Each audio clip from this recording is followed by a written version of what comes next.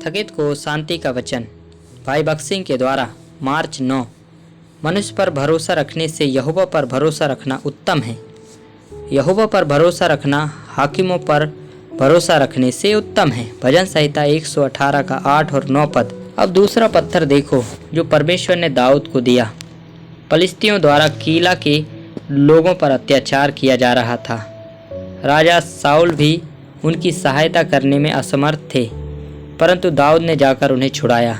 तब दाऊद ने सोचा होगा कि कीला के लोगों को उसने जो बड़ी सहायता दी थी उसके कारण भी उसके प्रति कृतज्ञ होंगे और उसे साउल के हाथों से बचाने के लिए अपनी जान तक जोखिम में डाल देंगे।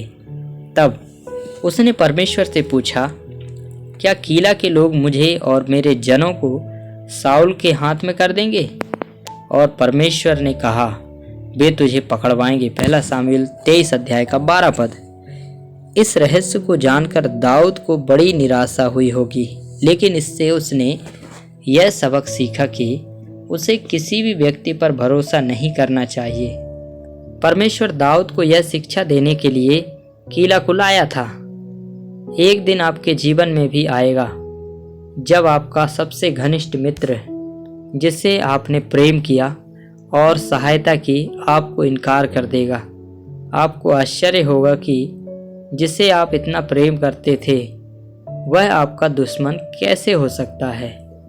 आश्चर्यचकित नहीं होना। परमेश्वर आपको सिखा रहा है कि आपको अपना विश्वास पूरी तरह से और न केवल जीवित परमेश्वर पर रखना चाहिए, और वह आपके प्रति अपनी विश्वास योग्यता को प्रमाणित करेगा।